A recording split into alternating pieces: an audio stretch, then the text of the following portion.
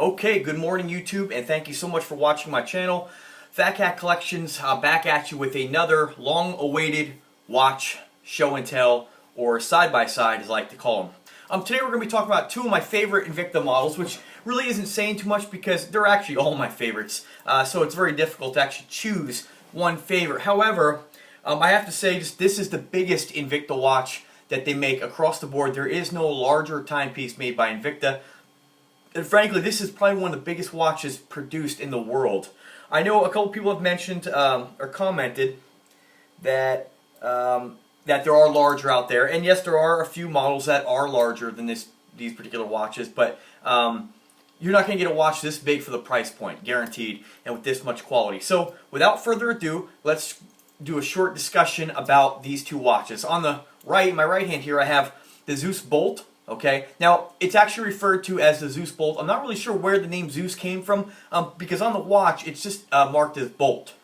So maybe that's a name that kind of was tagged on the watch years ago. Maybe that's what they started calling it. I'm not really sure. It's kind of very similar to what they refer to as the Grand Octane, another Invicta watch, as you know, is one of my favorites. Some people call it the Grand Octane, other people call it the Grand Arsenal. On the watch there is none of those markings on there. There's no name on the watch. It's just referred to as a reserve watch. And just like the Sea Hunter, I've actually labeled this the Sea Hunter 3 to make it, I don't know, to kind of pop out a little bit, because the watch has been redesigned from the original Sea Hunters. And if you haven't seen my other video comparing this one to the original Sea Hunter, you can go ahead and check that out. What they've done is they changed this with this kind of geared edge bezel, which I think was just a great improvement. I think that the rubber bezel actually cheapens the other watch that I have. It's still a great watch, but I just love what they've done with the bezel. I think it was a great improvement. And they made this multi-step face, of course, and they put a gigantic crown protector on the side of the watch, which is really great because should you, you know, bang it or drop it, it's nice to have protection on the crown. The one that I got from a seller who I've also made a video on, Invicta Outlet, who sells watches under false pretenses on eBay. I'm not saying all, some new they sell, but ones that they claim are floor models, they don't even see the watch before it ships, so you just don't know what you're going to get. I bought my last watch from those guys. I was lucky I got one out of the three that was not defective, where, you know, I didn't have to send it back and I was happy with it. But, you know, some folks have commented just, oh, why do you keep buying? Are you trying to get discounts from that place? The reason I bought from Invicta Outlet, buying a watch under those terms of being a display model, because you'll notice the Invicta watches, as they produce them, they have a big run on a certain model, and then all of a sudden it's gone, and then it may not produce it for another year or so, or it may not produce it at all. So when I got the watch that the Sea Hunter that I picked up, not this one, a different one, you could not find. It's the rose tone one with the baby blue mother of face. You could not find that watch. Now, you know, a year later it was available, so for the same price I got it for a defective model, but nonetheless, I kept it, but it did have a damaged crown because somebody obviously dropped the watch, and it has a dent in it, whereas this, you know, you got a lot of protection on there.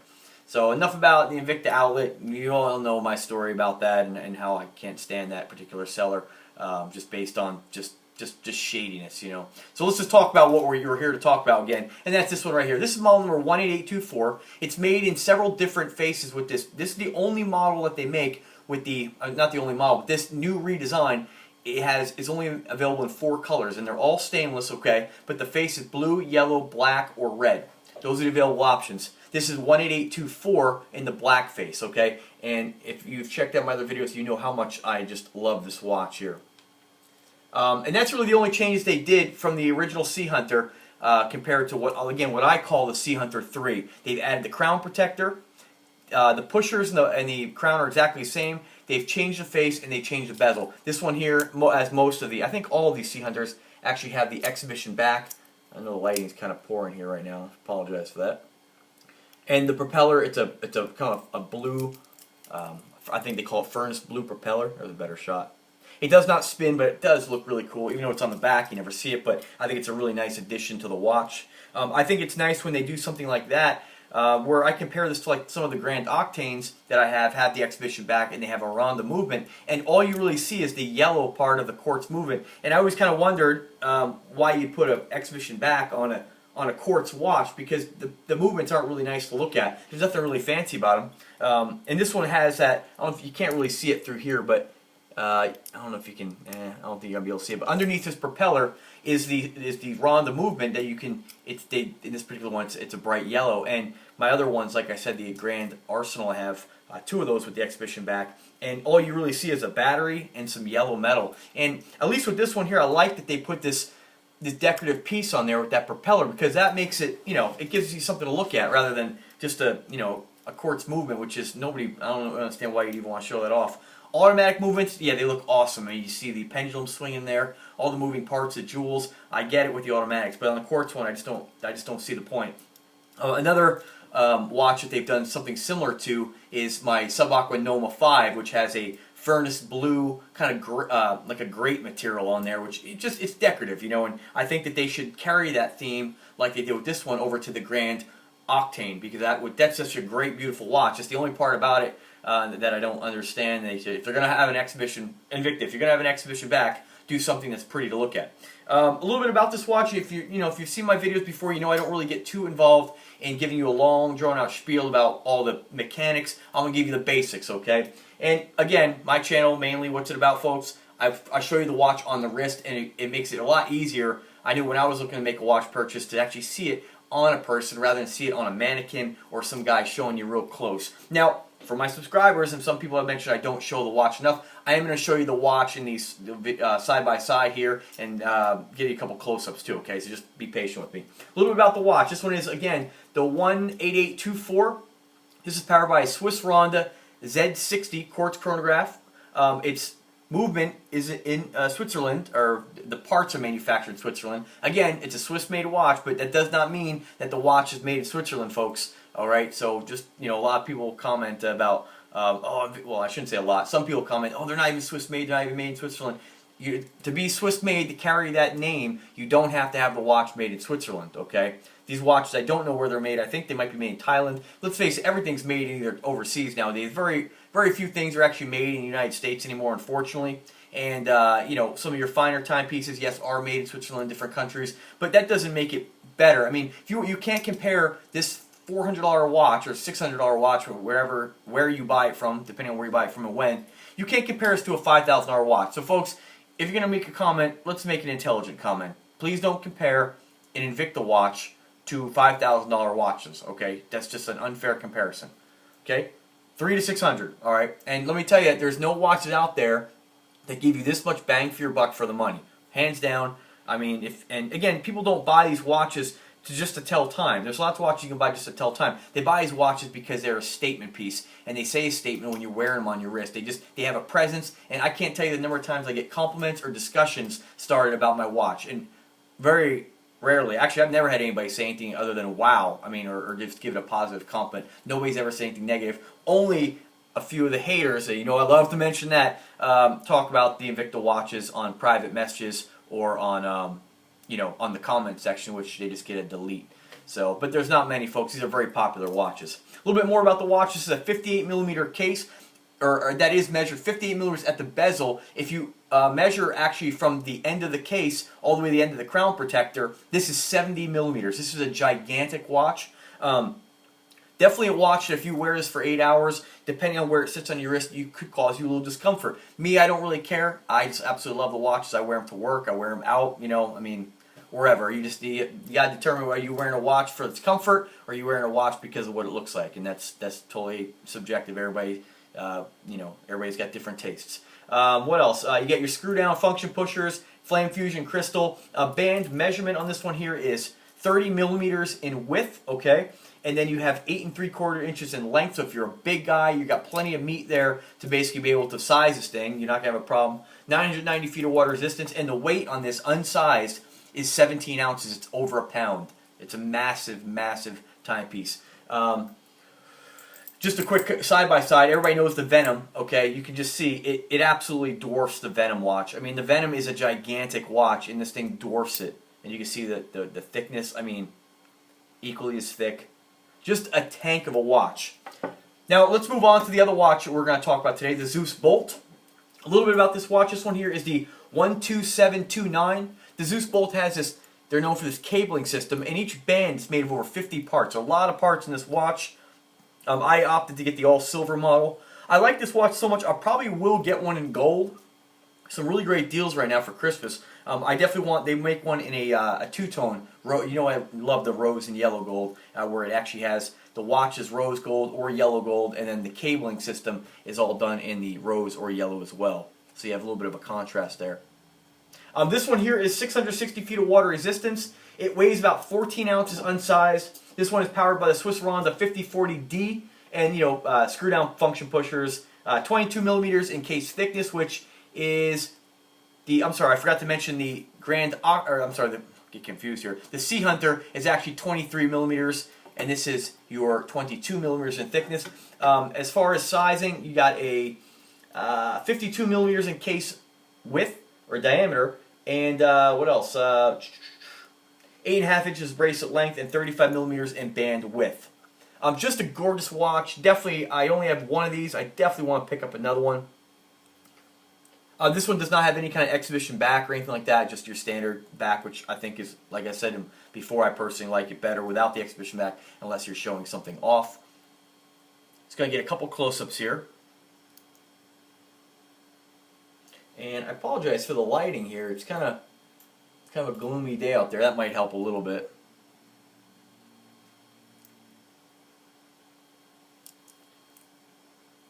Let me just try putting on one more light here, see if that makes a difference. Might help a little bit. I don't like putting on these lights. The only lights I have in this particular room are behind me, so they kind of, that might be a little better. I'm trying to block the light there so it doesn't blind anybody here on the video. Kind of messes with the lens. This one here does have some mother of pearl on the chronographs. You can see that the cabling system on this thing is just absolutely beautiful, and that's why I kind of wish I would have got one with a different, like a two-tone. But at the time, like, I got this for about $350, and that was a steal. You could not get into a Zeus for under that, and the other ones were quite a bit more. Now they get all kinds of deals going right now, so we'll see what I pick up. Just a gorgeous watch, folks. And then let me just show you another close-up here of the, again, my go-to, my favorite. This watch is sure to get you noticed. I mean, just a beautiful, beautiful timepiece.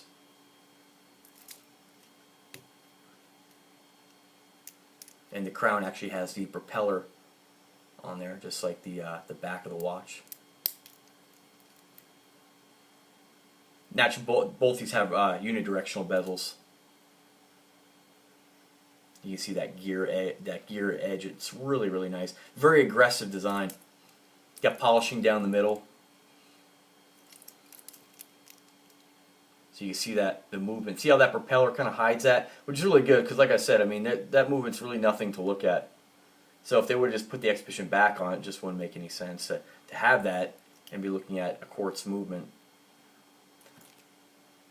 Just a tank of a watch. So now I'm going to go ahead and throw them on the wrist. This is what you guys love to see, and what I think is extremely helpful in making that purchase.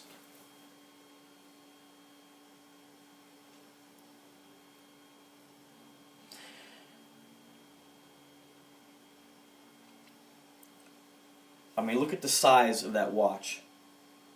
I mean, absolutely massive. Like I said, if you are looking for a gigantic watch, this is the watch you want to get. And they're a little hard to come by because they are so popular. But again, this is the same size as your traditional standard Sea Hunter, which, gentlemen, if you like that black tactical kind of look, they do make an all-black Sea Hunter. And the original one, because it has that rubber ring around the bezel, it blends in, so it actually looks really nice. Again, that's just my opinion.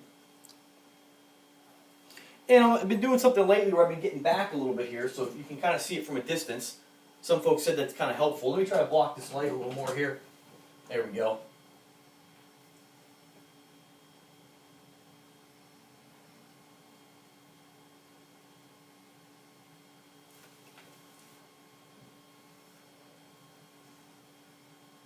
Alright, now let me go ahead and show you the Zeus. And then what I'm going to do is I'm going to put one on each wrist so you can get an idea of the difference in size there and actually see it on the wrist.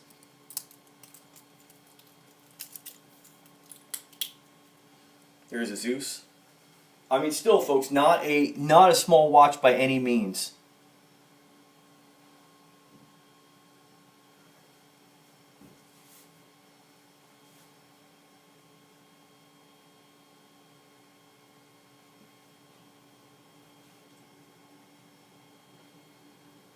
Kind of see it from different angles there. I'll get a little closer so you can.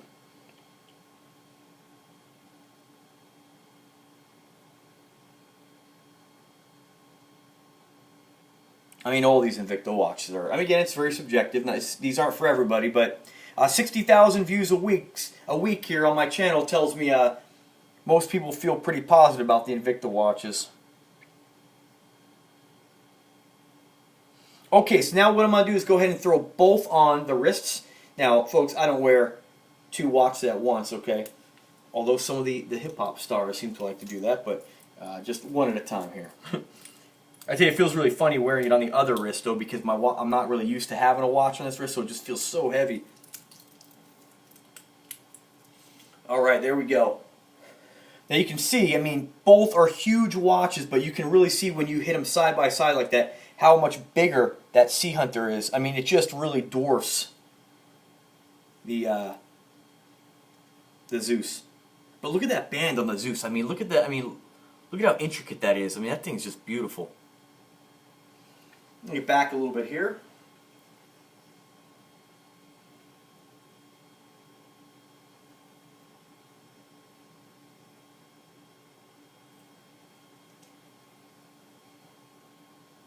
And I forgot to mention, you know, it's been a while since I've done a watch video, so I kind of just going freestyle here, I guess. I forgot to mention one most important part. I have a 7-inch wrist, and I'm about 170 pounds, about 5 foot 8 inches tall. So I'll give you an idea of what this watch might look like on you.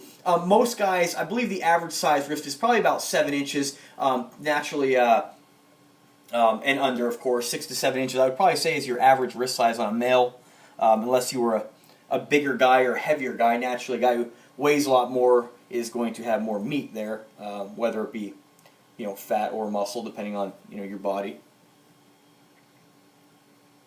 But you can see all these watches look extremely large on me due to a 7-inch wrist. I mean, they're just chunky. All right, well there you have it, folks. That's my show and tell on the Zeus Bolt and Sea Hunter side-by-side comparison. Two amazing watches by Invicta. If you like the content, please subscribe to the channel. I know it's been a while that since I've uploaded a video. A lot more coming down the pike, trust me. I've just been trying to review the colognes too lately, so there's only so many hours in the day, folks. But definitely keep checking back. I'm definitely going to keep uploading more videos. More cologne reviews coming as well. Several different things I'm going to be branching off onto, because I just love sharing you know, my collections with the world. There's a lot of really nice stuff out there that you know, you can express your passions with people on YouTube. Alright folks, well thanks again for watching. I hope that video wasn't too painful. Like I said, I'm a little out of practice on making these videos here, but they are just everyday, normal guy videos. They're not, I don't edit them, I don't have a script or a spiel. I just talk to you like we're buddies talking, and I think that's a very personal way of you know, like I said, expressing my passion and helping you guys make a decision. If you're passionate about these watches too, nothing is more beneficial to that than actually seeing it on the person. Alright, so there's another shot of them again. Again, remember to subscribe to the channel if you're interested in these watches. I really only buy from eBay. It's one of my favorite places to shop. I feel like you're protected as a buyer. It's definitely something for the buyer. Just stay clear of certain sellers. Go to PHATKATWatches.com. That's my website. I basically call it a referral site. It'll take you to all the watches that I review. It'll give you more information, the video as well, and it'll take you to active real-time listings where you're going to get the best deal and best quality. So if I haven't said it enough already, thank you so much for watching, and as always, have a great day.